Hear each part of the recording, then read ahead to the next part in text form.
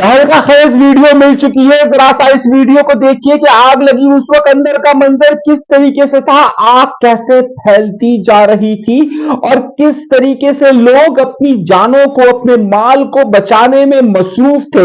ये पहली और तहलका अंगेज वीडियो में आपके सामने रखने वाला हूं, जरा गौर से देखिए और उसके बाद में एक और तहलका खेज वीडियो दूंगा और फिर 1 करोड़ रुपए किसे मिले हैं इस सारे में और किस तरीके से कुछ बिल्डर्स इस सारे माफिया को कंट्रोल करने वाले हैं, ये सब बताने वाला हूं।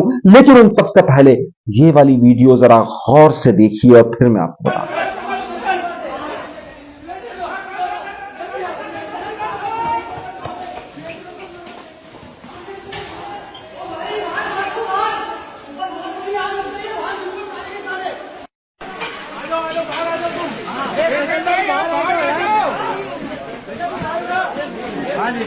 तार गिरेंगे बेटा, तार गिरेंगे।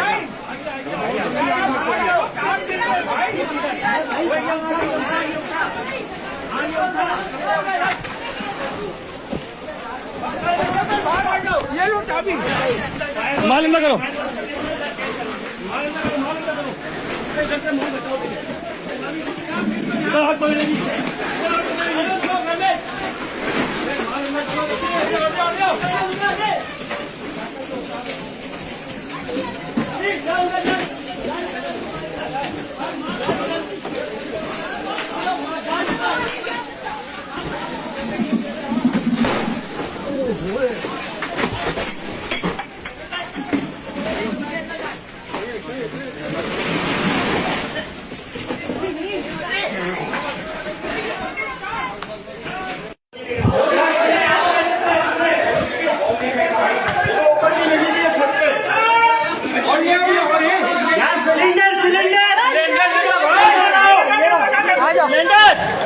अल्लाह अल्लाह अल्लाह अल्लाह अकबर, अल्लाह अकबर, अल्लाह अकबर। ये मंजर यहां का है। ये आग लगी हुई थी और आग जल रही थी, लेकिन उसके साथ साथ आपको अगर मैं फायर ब्रिगेड के अमले की अगर कारकर्दगी बताना चाहूं तो मैं चंद एक वीडियो आपके सामने रखता हूं। मेहरबानी कीजिएगा इस वीडियो को आखिर तक देखिए और आप देखिए क्या होता है।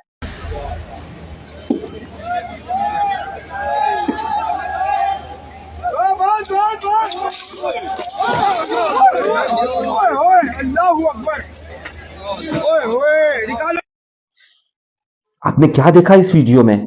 फायर ब्रिगेड का अमला किस कदर ट्रेन है कि वो एक साथ अपनी उस अपने पाइप के साथ कितने लोगों की जानों से खेलता आया। उस गले के अंदर जो लोग गिर गए, शदीद जख्मी है, उन्हें इस वक्त हॉस्पिटल के अंदर एडमिट है। यह है कारकर्दगी फायर ब्रिगेड की, यह है कारकर्दगी सिंध हुकूमत की, यह है कारकर्दगी मेयर की। अब आइए इससे मौके से फायदा कौन उठा रहा है? इससे मौके से फायदा उठाने वो बिल्डर शुरू हो गए जिनकी बिल्डिंगें तामीर है, जिनकी दुकानें नहीं बिक रही सालों से। उन्होंने ऑफर लगा दी कि आओ गुल प्लाजा के अंदर मैं आपको 1 साल के लिए फ्री जगह दे रहा हूं। गवर्नमेंट से वो अलग मुआहदा कर इस सारे मामला आपको कर रहे हैं, मगर इन सब में कुछ तहलका खेज खबरें रह गई। आइए मैं वो खबरें आपको देना शुरू करता हूं। सबसे पहले आज किया कि हम खबर रात गए कामरान टेसोरी भाईजान वहां पर पहुंचे थे, लेकिन ये बहुत कम लोगों को मालूम है। जरा सा मैं आग लगने वाले वाकये की आपको एक तफसीलात बता दूं। जिस वक्त आग लगी और जिस वक्त मैं आला हुक्काम को ढूंढ रहा था, उस वक्त सबसे ज्यादा कमजोर पॉइंट क्या था? उस वक्त सबसे ज्यादा कमजोर पॉइंट यह था कि कोई भी इस आग को कंट्रोल करने के अमल को 100% कंट्रोल नहीं कर रहा था। यानी कि वो किस तरीके से कोस्ट गार्ड से मदद ले, वो किस तरीके से फौज से मदद ले, वो किस तरीके से नेवी से मदद ले, वो किस तरीके से पोर्ट से मदद ले, वो किस तरीके से बाकी जगहों से चीजें मंगवाए। ये सबसे बड़ा मसला था जो वहां था। उस वक्त जब वहां पर कामरान टेसोरी आए थे तो उन्होंने ये कोशिश की थी, लेकिन उन्हें मालूम है कि सिंध गवर्नमेंट सारे मामला को नहीं देख रही थी। अब मामला क्या हुआ जरा सा मैं आपको तफसील के साथ बता रहा हूं। आज वजीर आला सिंध ने एक बहुत बड़ा इजलास बुलाया।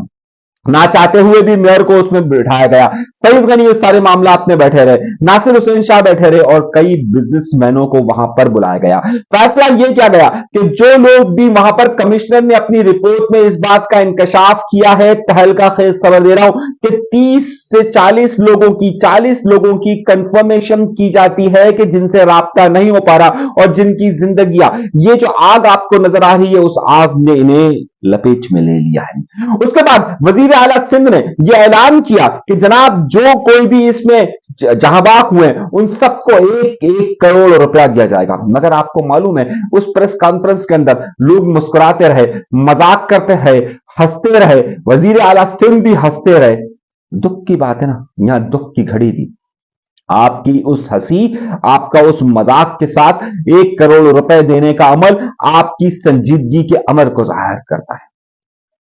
वहां पर सारा मामला यह आया है कि क्या ये वाकई में आग, सुनिएगा, ये आग कोई शर्मंगेजी तो नहीं है। यानी कि दर हकीकत ये सवाल नहीं पूछा गया था कि वजीर आला सिंध ने खुद से कह दिया कि हम ये देख रहे हैं कि क्या इसमें कोई शर्मंगेजी, कोई दहशतगर्दी का वाकया तो रोनुमा नहीं हुआ है कि जिसकी वजह से ये आग लगी है।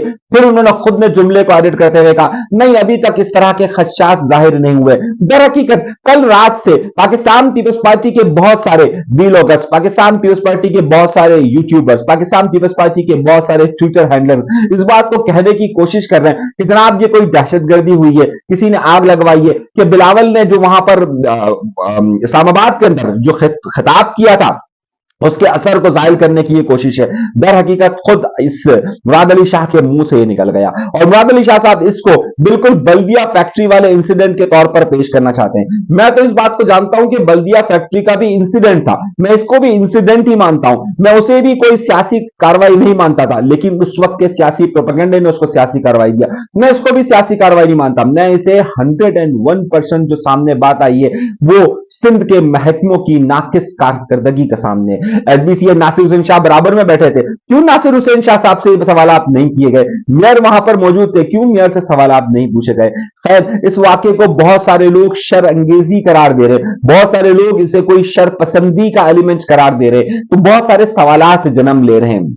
इस सारे मामलात में तमाम सियासी जमातें वहां पर मौजूद थी, एमक्यूएम का वक्त वहां पर मौजूद था, पीएसपी को छोड़ दीजिए, एमक्यूएम के लोग गवर्नर सिंह, कामरान टेसूरी के साथ, फारूक सत्तार के साथ सब लोग वहां पर मौजूद थे। वहां पर हाफिज नईमुर रहमान साहब लेट सही लेकिन आए, वहां पर अपोजिशन तमाम आई, वहां पर मजहबी जमातें तमाम आई, वहां पर फलाई जमातें तमाम आई, वहां पर एमक्यूएम लंदन आई, वहां पर महाजिर कौमी मूवमेंट आफाक अहमद खुद आए। सब लोगों ने एक ही बात कही कि कम अज कम लोगों की जानों को बचाया जा सके, लेकिन सिंध हुकूमत और सिंध इंतजामिया किसी भी फंसे हुए शख्स की जान बचाने में नाकाम नजर आई है। अब सूरत हाल यह नजर आ रही है कि इस वक्त जब मैं आपसे गुफ्तगू कर रहा हूं आग काफी थम चुकी है, लेकिन मसला यह है कि इस वक्त जब मैं आप ये प्रोग्राम रिकॉर्ड कर रहा हूं शाम के 5 बज रहे हैं, तारीख 19 तारीख लग चुकी है और इस वक्त सूरत हाल यह है मेरे भाइयों, मेरे दोस्तों, मेरे बुजुर्गों, कि वहां पर अमला अंदर दाखिल नहीं हो पा रहा है और उसकी सबसे बड़ी वजह यह है कि वो जगह इस कदर कमजोर हो चुकी है कि वहां से बचना, तकरीबन वहां से चीजों को तलाश करना इस वक्त एक मुश्किल तरीन अमर समझा जा रहा है। लेकिन अब तक जो लोग भी वहां फंसे हुए थे उनमें से सिर्फ और सिर्फ 8 लोगों की बाकियात मिल सकी है, बाकी किसी की भी अभी तक बाकियात नहीं मिल सकी है। वो जो अंदर गहरे गढ़ों के अंदर, गहरी दुकानों के अंदर छुपकर अपनी जान बचाने की कोशिश कर रहे थे, उनमें से अभी तक किसी का नामो निशान तक नहीं मिला है। इस वाकये को अब तकरीबन 2 दिन से ज्यादा का वाकया होने वाला है, यानी कि हफ्ते की रात को आग लगी है, इतवार का दिन गुजर चुका है, पीर का दिन गुजर चुका है और अब तक इस मामले को सुलझाने की कोशिश नहीं की जा रही है। सिंध हुकूमत ने अभी तक ना ही उन मुतासरीन जो लोग शहीद हुए, जो लोग जहाबाक हुए या जिनका अभी तक पता नहीं चल रहा, उनके घरों से बाकायदा राब्ते कर उनके साथ तसल्ली के 2 अल्फाज नहीं बोले। जब मैं अभी ये रिकॉर्ड कर रहा हूं शाम के 5 बज रहे हैं, मैं अभी वहां से आया हूं, मैं ये मंजर देख कर आया हूं कि वहां पर बहुत सारी मुतासरा फैमिलियां मौजूद हैं और जिनके कोई भी पूछने वाला नहीं है, कोई उनको दिलासा नहीं दे रहा है। दुकानदार इस बात की कोशिश कर रहे थे कि वो अंदर दाखिल हो सके किसी तौर पर भी, और अगर किसी तरीके से उनको अपने प्यारों का या दुकान के कुछ सामान का मालूम हो सके तो वो उसकी जांच कर सके, लेकिन वहां पर पुलिस और रेंजर्स ने उन्हें रोकने की हर मुमकिन कोशिश की है। सूरत हाल अभी तक गंभीर है।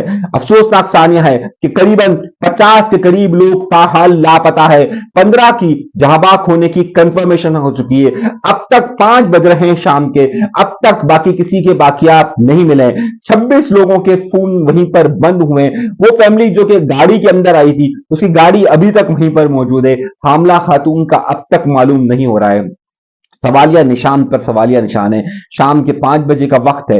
मैं अभी की आपको अपडेट दे रहा हूं, रात तक जो मजीद इसमें अपडेट होती रहेगी बताऊंगा। सिंध हुकूमत के ऐलानात, सिंध हुकूमत के दावे और सिंध हुकूमत के वादे ताहाल अभी तक सिर्फ लफ्जों की भरमार है, उसे अमली जामा कहीं पर भी नहीं बनाया गया है। खतरा इस बात का है कि जो बकिया इमारत का ढांचा मौजूद है वो किसी वक्त भी गिर सकता है, और उसके गिरने के बाद जो बच गए हों या जिनके बाकियात मौजूद हों उनका भी कोई आसार नहीं रहेगा, क्योंकि जो मलबा गिरा था उसे किस तरीके से सिंध हुकूमत ने उठा कर दूसरी जगह मुंतकिल किया है। अब जो उसमें बाकियात भी मौजूद हो तो उसका कोई अता पता नहीं चल रहा। तो सूरत हाल ताहाल गंभीर नजर आ रही है, और इस वक्त भी पॉइंट स्कोरिंग की जरूरत नहीं बल्कि मुतासरा अफराद को निकालने, अगर कोई बच गया है तो उनकी हिफाजत करने या फिर उनकी बाकियात को देने, उन लवाहिकीन को तसल्ली देने, और साथ साथ सबसे बड़ा काम है कि जिन लोगों के कारोबार मुतासिर हुए हैं उन्हें कोई मुतबादिल और बेहतर इंतजाम देने की जरूरत है। सवालात बहुत सारे हैं लेकिन उनके जवाब ताहाल अभी तक मिल नहीं पाए हैं। ये एक साजिश है और उस साजिश के जरिए आग लगाई गई है, ये अब खुद मुराद अली शाह की जबान से निकला है। इसमें कितने हकायक हैं, ये वो सवालात हैं कि जिसे ढूंढने की जरूरत महसूस होगी।